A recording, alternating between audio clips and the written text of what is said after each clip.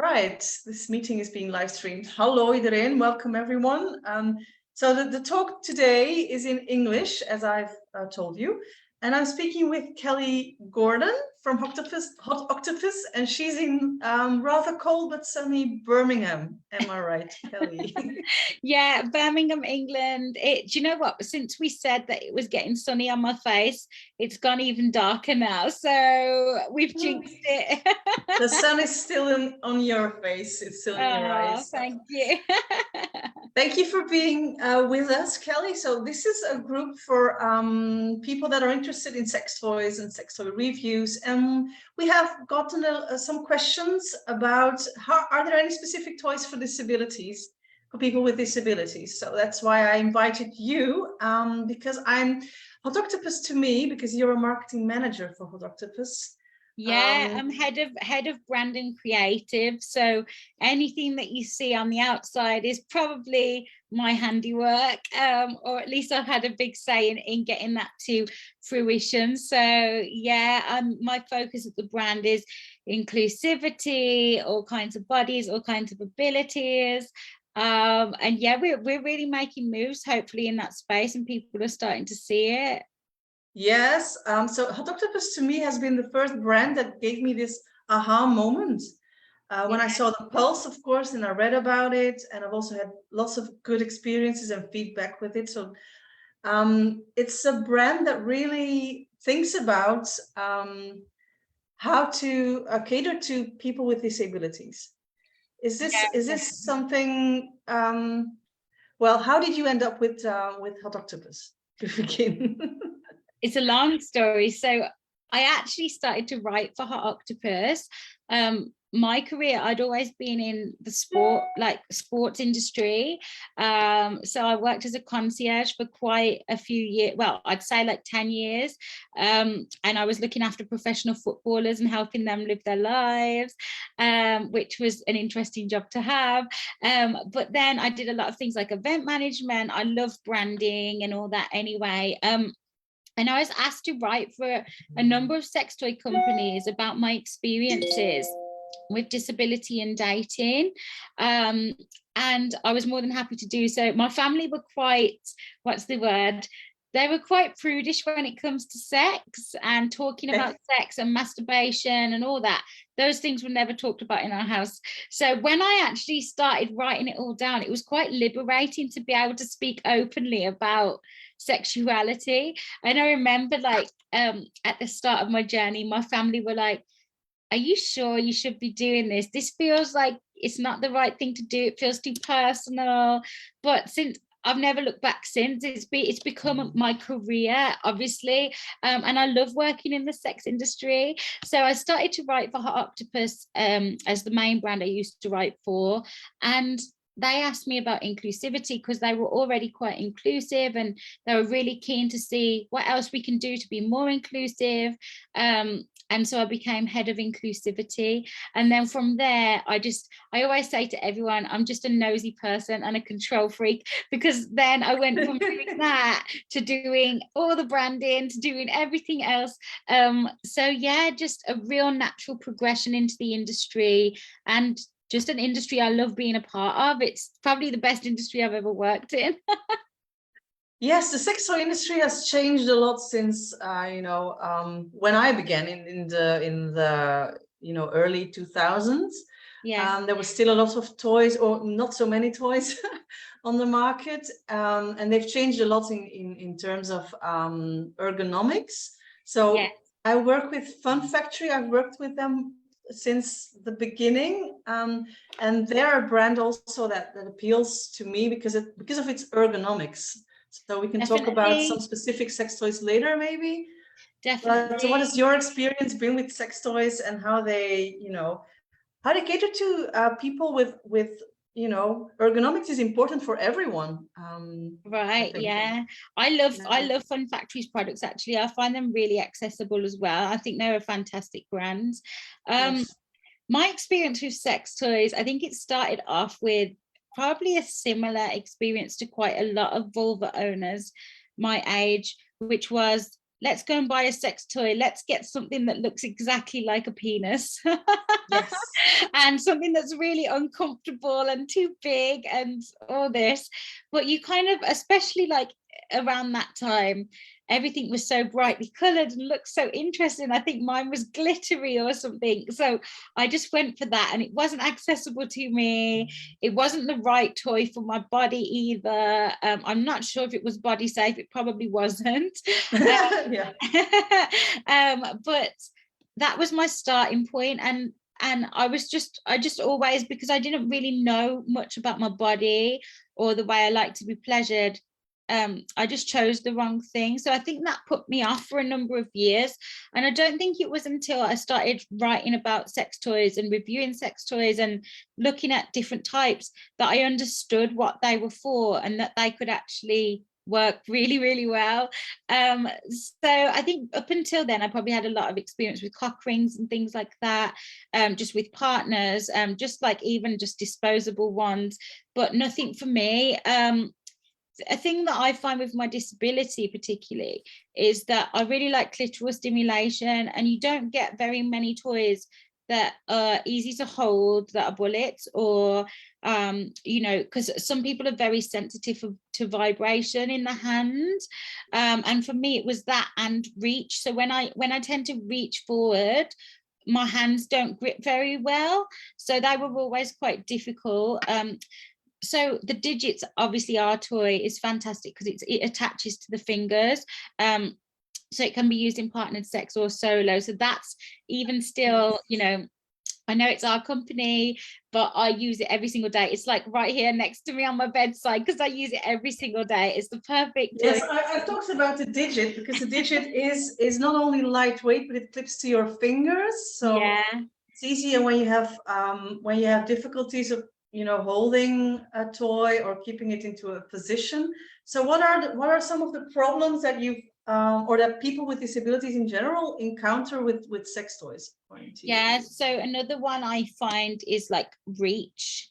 So for example, for me, when I'm lying down, it's really hard for me to lean my body forward and reach down to you know, the vulva. So things like longer toys, like our G-spot toy, for example, but any G-spot toy works. I would use it as an external vibrator, because it's just a bit of a longer body, so you don't have to reach down so far. And obviously wands are fantastic for that. I think the Lalo Smart wand is probably my favorite wand. I really, really like that one because it's bent as well instead of straight. So if someone really struggles to reach, then it's already going in the right direction. You haven't got to then, you know, be able to maneuver too much to make that one work as well.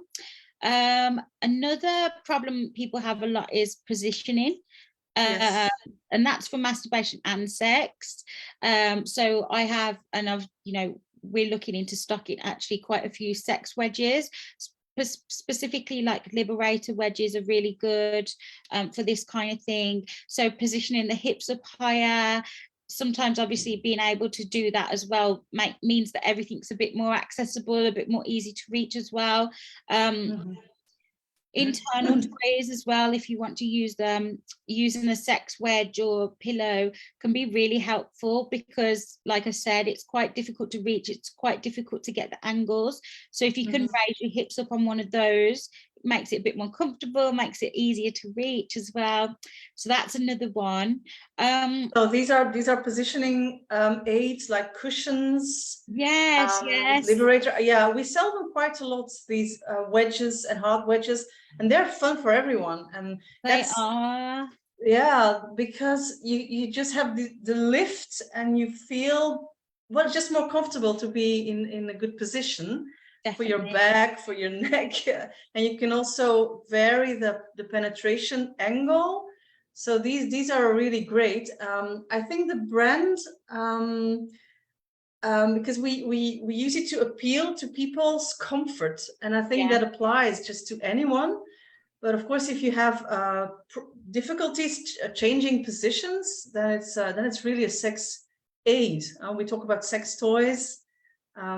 They really are helpful, I think. Yeah, super helpful. And like you said, it's not even just about disabled people. It's great for people that, for example, are having doggy style sex, and they want to be able to keep that position exactly the same for the whole duration of the time that they're having sex, because it's really hard to hold those positions for anyone, especially if you're like enjoying it and you don't want to be thinking, okay, I need to keep still, like push up. If you want that, just that penetration without thinking, they're so, so good. And the other funny thing is most of them look like furniture or normal pillows. So nobody they just look knows. nice. You can put them up your, you know, you can put them anywhere, like the heart on your bed.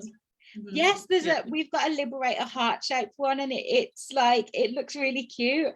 Well, I just had a thought as well. Oh, toy mounts are similar, and they're very good for disabled people, for people so you were talking about, let me just explain, toy mounts like the bonbon, or like this, the one you put your wand in, right? Yes, exactly. And there's so many out there now. I need to probably do a bit more research, because there's so many that you can put different types of toys into now as well.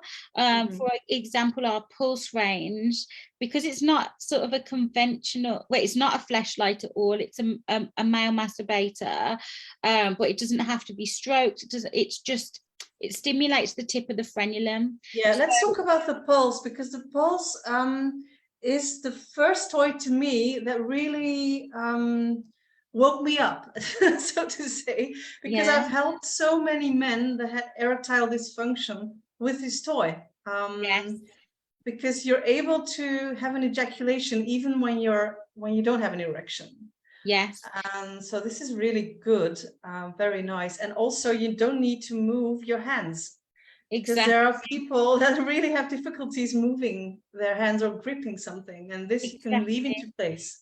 Right. It can be used completely hands-free as well. A lot of people use it completely hands-free, which is so good, because you can, you know, if you like watching porn, you can use your hands to do that while you're enjoying, or you can do some mutual masturbation with the partner and you can feel each other's bodies whilst you've got the toy on yourself. It's such a versatile product, and it's just, like you said, amazing technology. Just the fact that you can ejaculate from flaccid is amazing. But then we do have the couples version, which is the Pulse Duo as well. And that's even better, because you can use that alongside your partner. Your partner can feel the vibration from the back of the unit, and you can grind and you can enjoy, and you have that intimacy of sex, being close to each other, but we like to call it enhanced foreplay, because it's just that little, you know, that little bit of something different. And realistically, it is mutual masturbation, but just a bit more up close and intimate. So we love that product. Yes. Well, we the question that mainly came is always, are there any specific toys for people with disabilities? But it depends so much, I think. Can you talk a little about your own journey? Because you're in a wheelchair, but what exactly is well, the handicap? Yeah, sure. So I'm a wheelchair user. I have a condition called spinal muscular atrophy type 3, quite a long name. Some people call it SMA, which is a lot easier. So basically, it's a progressive condition, which means I was born with it. It's completely genetic. But as time goes on, it progresses. So for example, when I was in primary school, like the first school in the UK, I was walking until I was 11 or 12, and then when I got to my second school, I was using a wheelchair, but then at home I was walking around the house and walking around, like, you know, small distances. And then when I had my children, it tends to happen with big changes in the body. So things like puberty, growing in height, things like that can exacerbate the changes. But then obviously pregnancy is a huge change to the body as well. So until I had my first son, I could walk, say, from my bed to the bathroom. And then after I had my son, I could only stand to sort of turn and get on the bed or what have you. And then with my second son, I lost the ability to walk at all or stand at all. So it's very progressive, but now I'm actually on treatment, which means that there won't be any more progression, hopefully. So I'll stay the same now, hopefully. Good. Yeah. Fingers crossed. Yeah. But so with that condition, obviously progressing in my early teens, late teens, Right. there was a lot of confusion for me around sex, disability, masturbation, relationships. I think back then there wasn't anyone on TV or in the media that was disabled.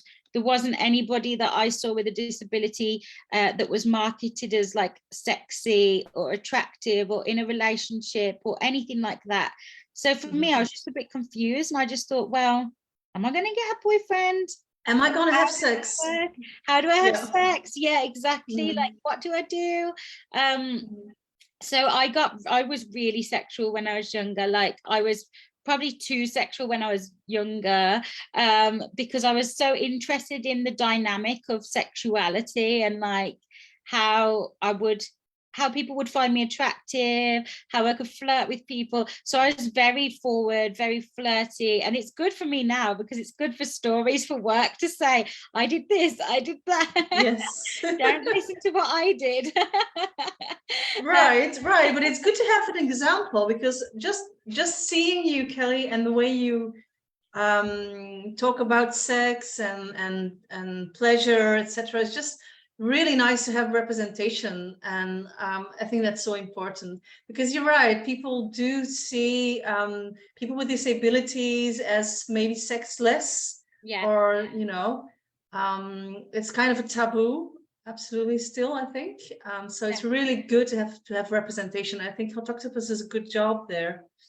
Oh God, yeah, I love the company. Like, we're doing so much great work, and we've got so much to come this year as well. I'm so excited for everybody. Really? Yeah. We just did as well a really amazing photo shoot where we featured so many different bodies, so many different people. So those images are coming out soon, and I can't wait for everybody to see those as well.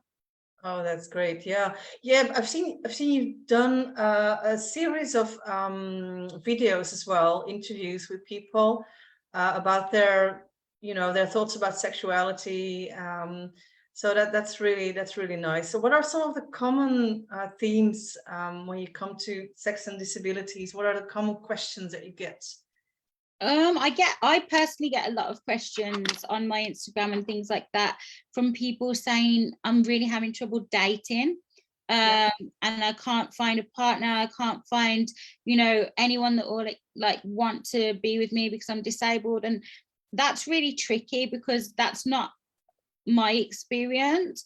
But I do think it is a hard world out there for anyone now with dating, because there's so many options and so many, like, it's such a disposable world where people just want, they think I can do better all the time instead of actually getting to know people.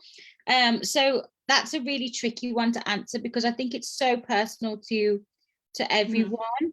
I do have a lot of questions around like sex positions and things like that, which obviously I do recommend using the sex pillows, but also straps as well. I say, with regards to like bondage straps, they can be useful the other way around, if that makes sense. So you can use those straps not as restraints, but as pulleys, or you can use them in creative ways. So you mean, for example, the Velcro like wrist cuffs, or like the sort of belt style ones. Sport Sheets do an amazing one, which is called a doggy style strap. Doggy strap, that's a great one. Again, this is about comfort. So I've always marketed them as, okay, you use the strap and you put it on, the underside of your belly, and then you'll feel more. And your partner can hold you up, which is great, because then you don't need to, use your own strength. Or so this is actually what you're saying also, is like, and there's the ones, the leg ones as well, which are really good.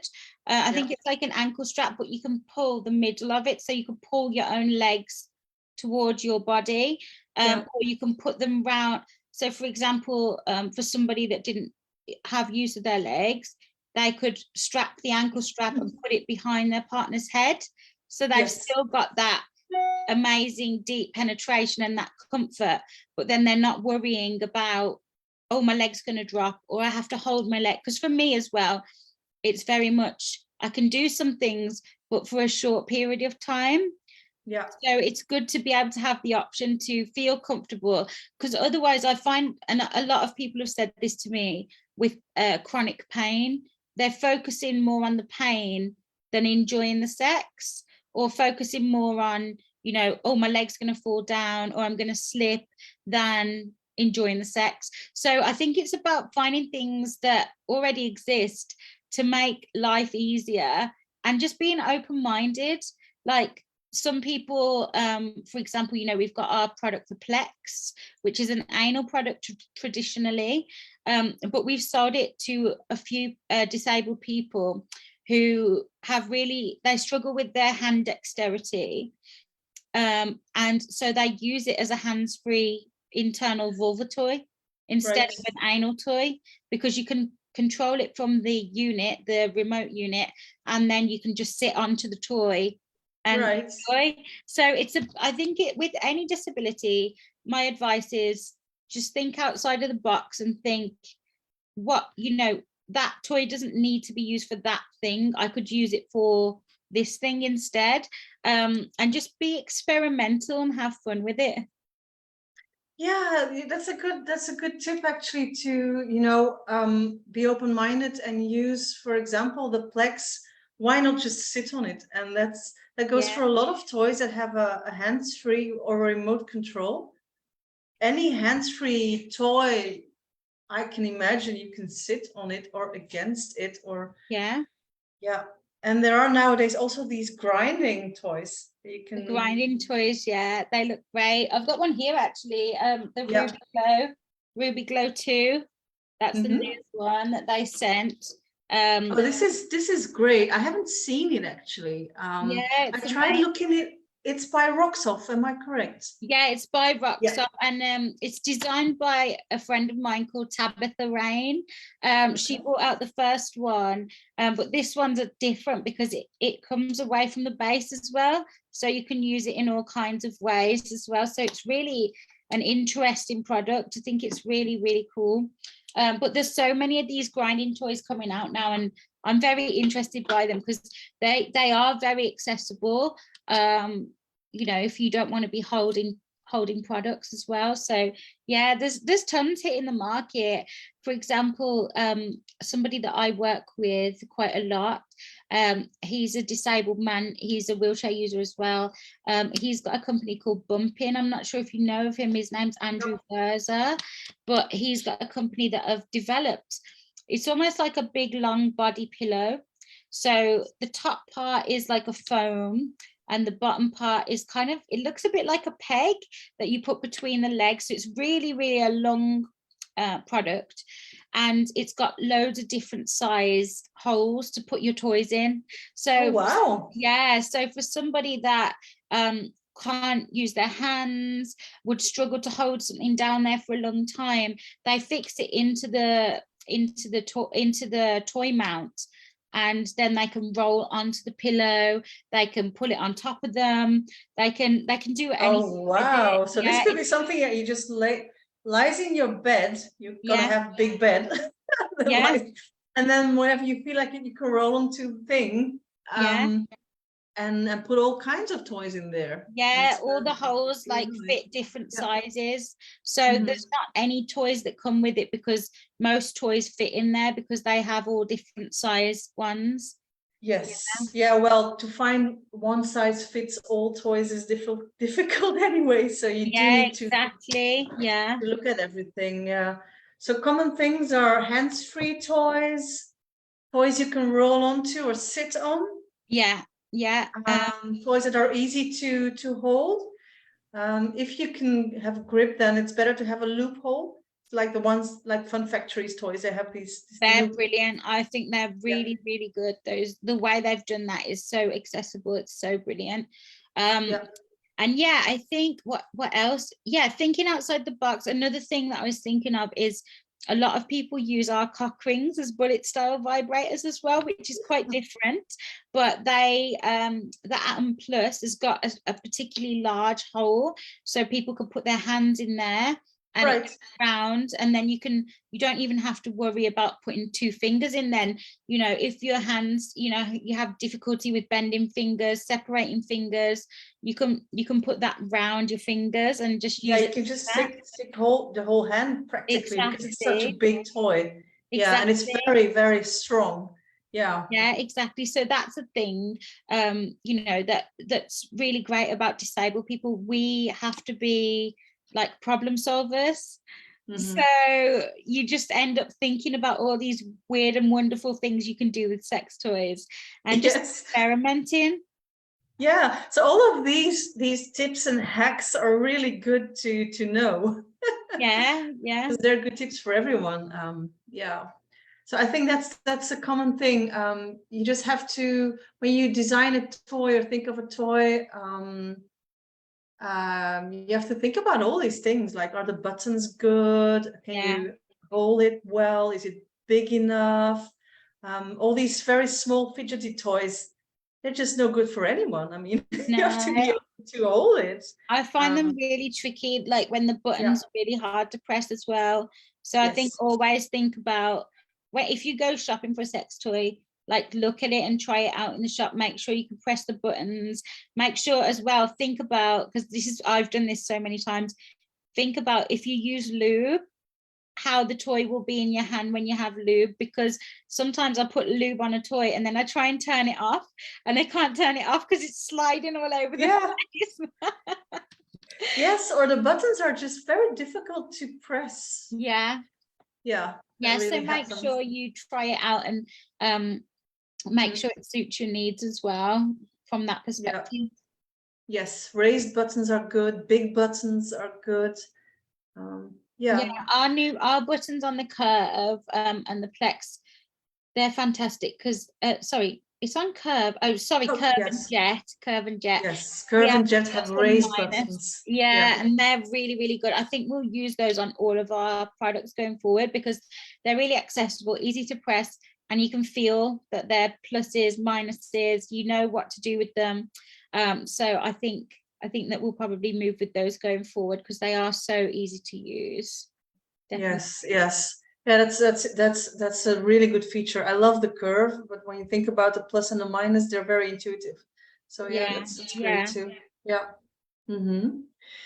Okay, so lots of specific toys and things you can do and think about.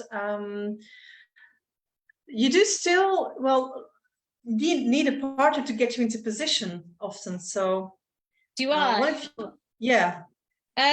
No, well, yes and no. Sometimes if I use like an internal toy, I'll ask my partner to like help me either 1, put it in, or 2, just get my legs in a good position so that I can do it myself. It depends on the day. But I think, that's important because there's a big thing with sex toys, disabilities, and then people that can't use them solo. That's why the Pulse is good, because the Pulse, obviously you can use it from flaccid. So if you are a penis owner and you're disabled and you have a caregiver, for example, you can have that put onto your penis when it's flaccid, just like you'd put on pants, you know. And then obviously when you finish using it, you have it taken away.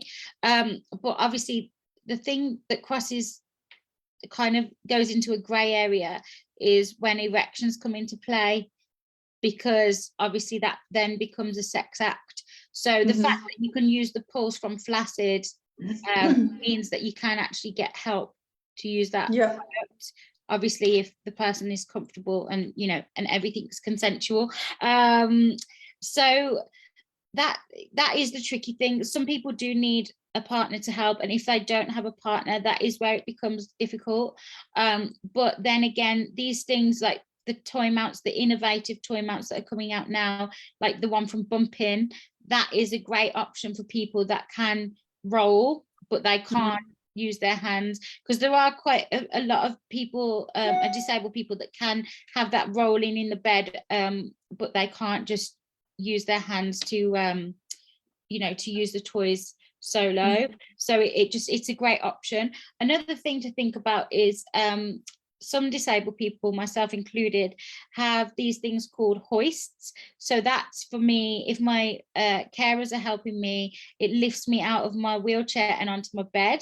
Another great thing you could do is set up a toy on a toy mount and use the button on your hoist to go down onto the toy whilst it's there. So there's lots and lots of things we can do, lots of innovation, and I think it's getting better as time goes on. But sometimes it does require a lot of thinking, because not every disability is the same. No one that's disabled, like, let's put it this way, even my brother and I have the same condition. We're from the same family, we've had the same upbringing, but our needs are completely different. So we couldn't, there's no one size fits all approach when it comes to that. So I think it's just getting advice, education. There's so many great sex educators out there as well that have got experience with disabled people. There are actually in the UK sex surrogates that will meet and help with masturbation, help with sex, help with relationship questions, trying out dynamics, getting into relationships, and prepare for the dating world. So we are coming a long way, but there's still some way to go.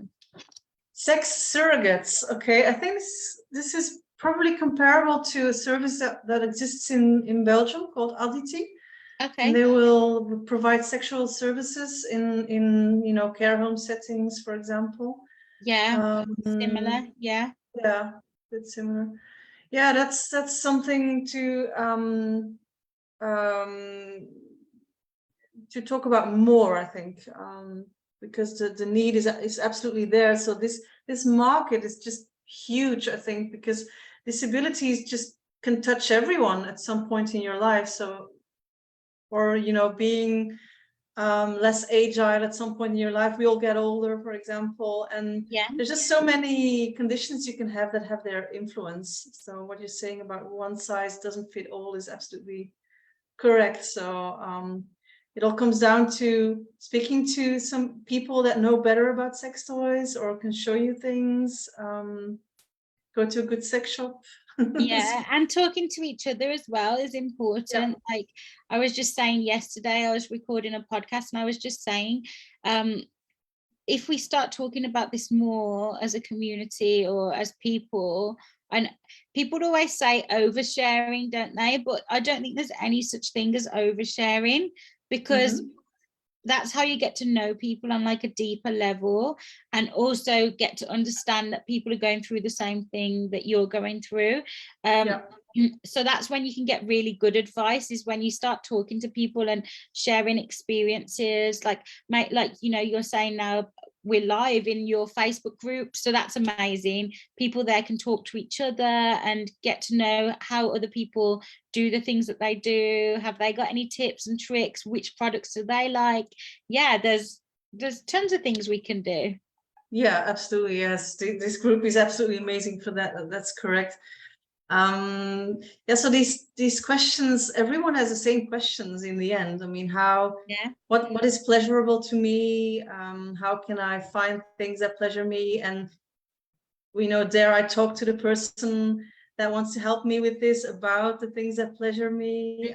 So these are the same for everyone. So it comes down to daring to communicate. And I think if you have a relationship, this is just something to talk about in general. I mean, what can you do to help me find pleasure, or, Yeah, definitely. And that's something that doesn't get explored enough. I think masturbation's had like a huge stigma for a long time, especially for vulva owners in relationships, because it's like, well, if you need to masturbate, then me as a penis owner is not doing the job properly. It's, you know, and that's just such a silly thing to say, because there's no comparison.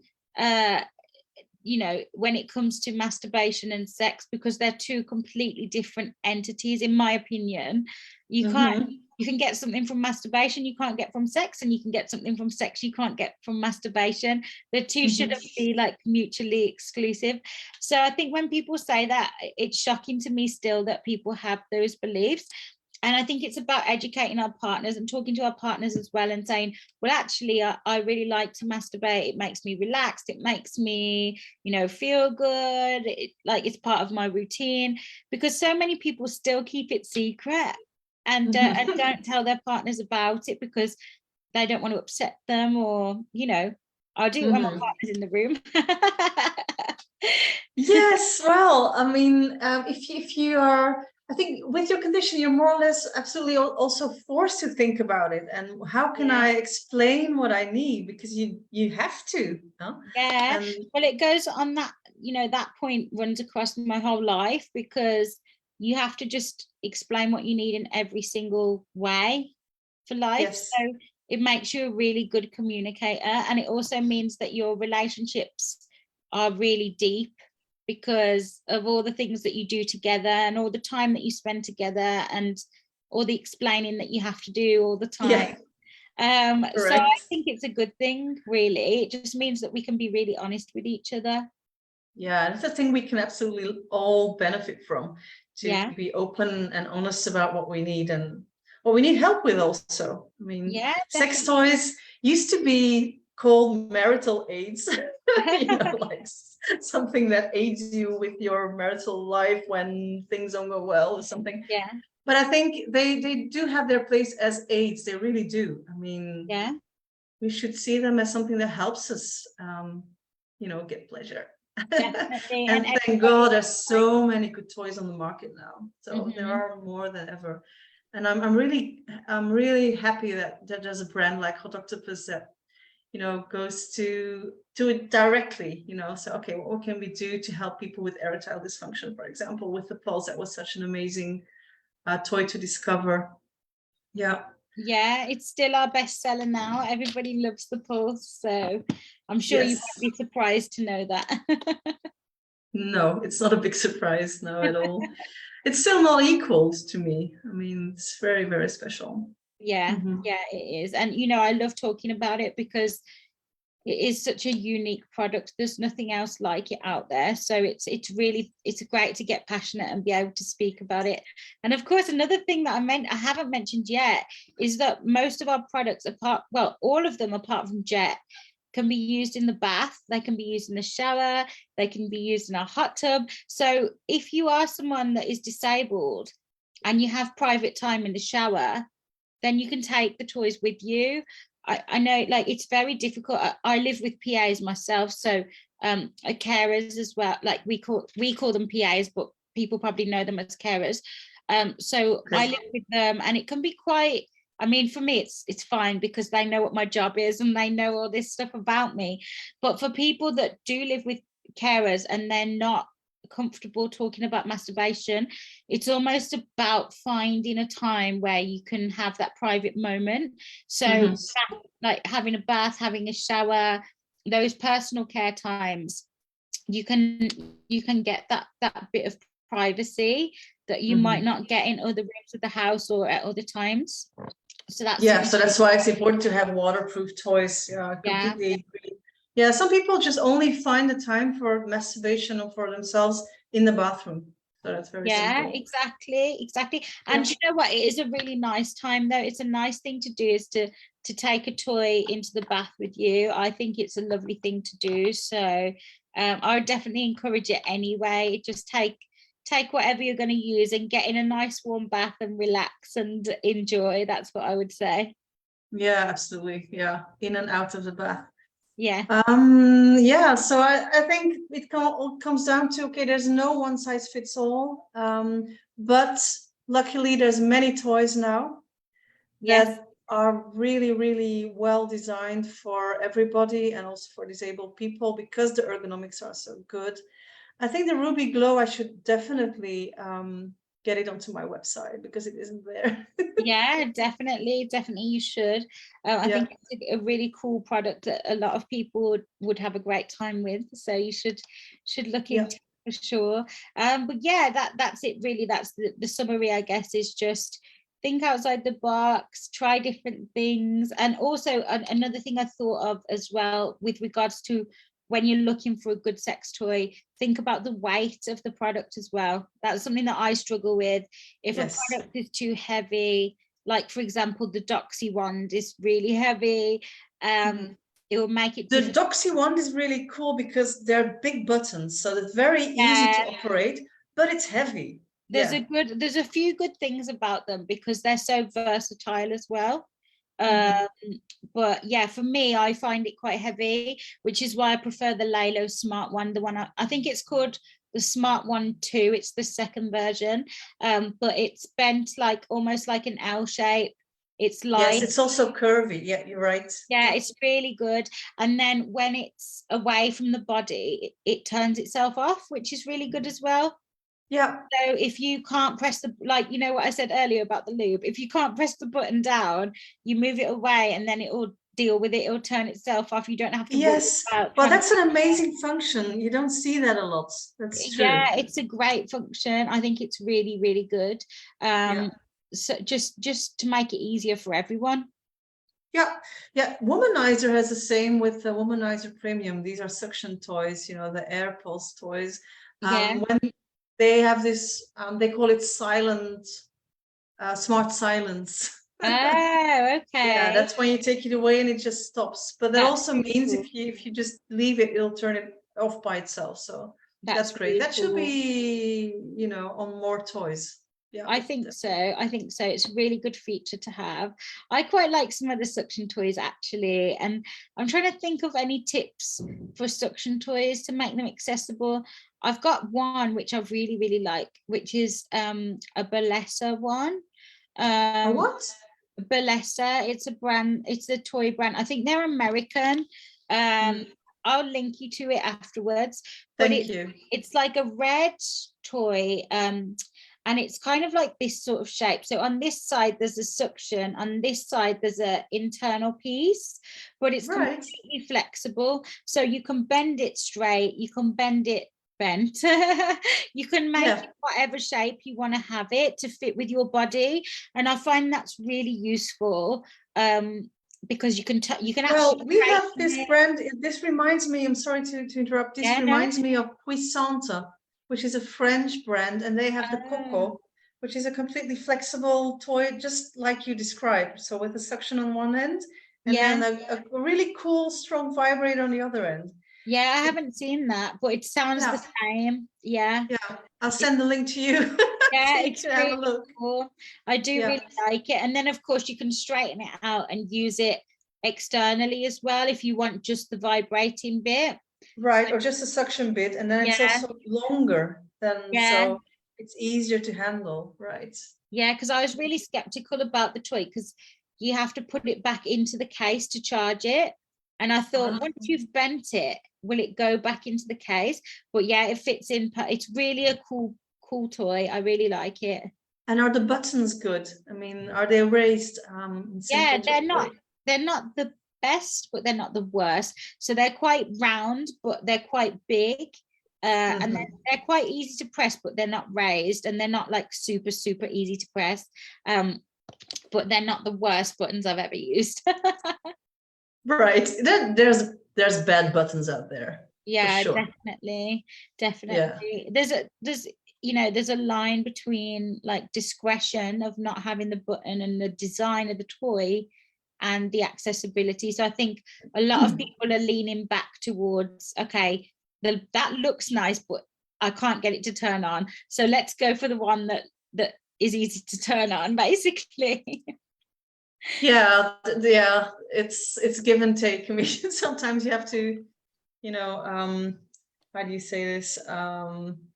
Lose a bit on the side of the quality of the vibrations, maybe, to have a better quality button. Yeah, vice versa. Yeah. So I do think the Curve, for example, does the greatest job. It's such a great toy with good buttons. And of course, I also like Fun Factory a lot.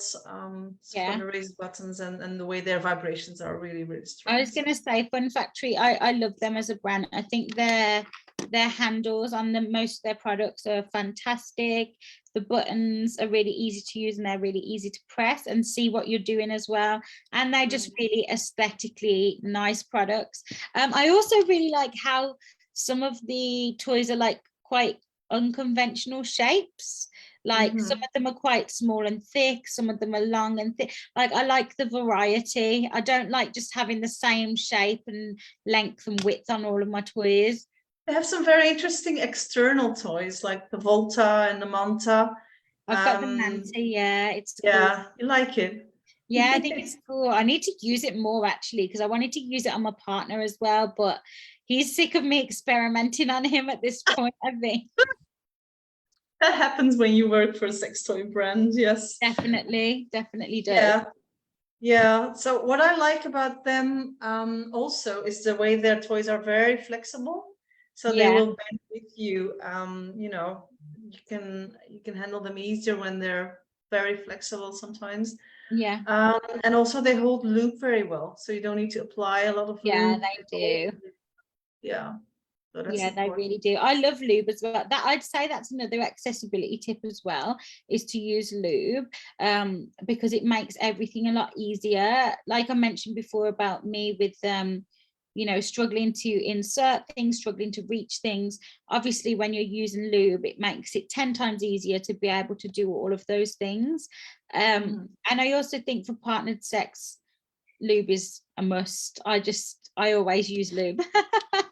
Oh, definitely. Yeah. You of course, if you have difficulty inserting things, accessing your own vulva. So how do you go ahead? You put lube on your toy, of course.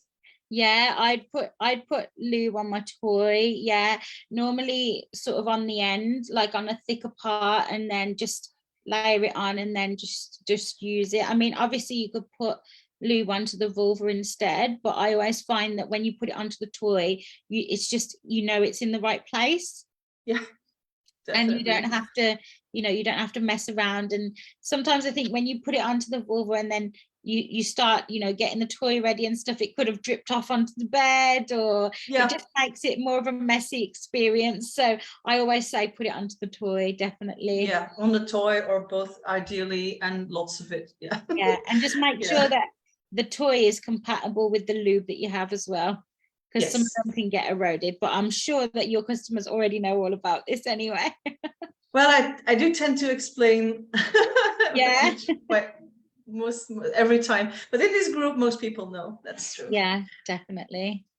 Okay, thank you very much, Kelly. That was enlightening. So I'll go ahead and put some of those links. I look at her Ruby Glow, definitely. And also this toy you were talking about that looks like Coco from Pisante, the flexible one. The lesser one, yeah, I'll send it to you. Yeah, you gave some food for thought, definitely. So thank you very much. I'm really curious as to what's in the future. In the future, oh my gosh. Okay, so we've got some exciting product launches coming out this year. Hopefully, we always say hopefully because you never know when things are going to ship and what's going to happen with on the production end. But yeah, we've got our next product launch is going to be a vulva toy, which is really exciting. So we are actually trying to bring, this is an exclusive, we're trying to bring pulse plate technology to the vulva market. So very exciting things to come from us there. And then obviously we've got the photo shoot that I mentioned, all the images to come out, people seeing loads of different beautiful bodies with our products. What else have we got to come? Oh my gosh. Okay, so next month we're going to be bringing out some more bondage products as well.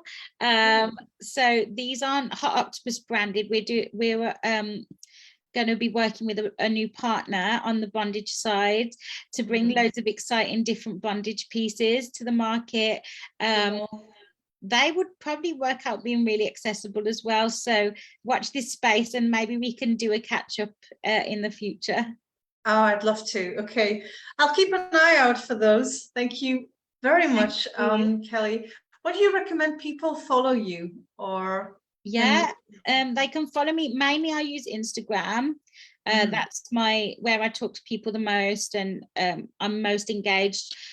So I'll send you the tag, but it's Miss Kelgee. So it's MSKELGEE. So they can find me on there. And obviously Hot Octopuss, we can be found on there as well. And our website is hotoctopuss.com. Okay, I'll make sure and link to those then. Thank you. Thank you very much for the conversation. It was really nice talking to you, and I hope to see you soon again. Yes, see you soon. It was great talking to you. Thanks for having me. Bye, everyone. Bye.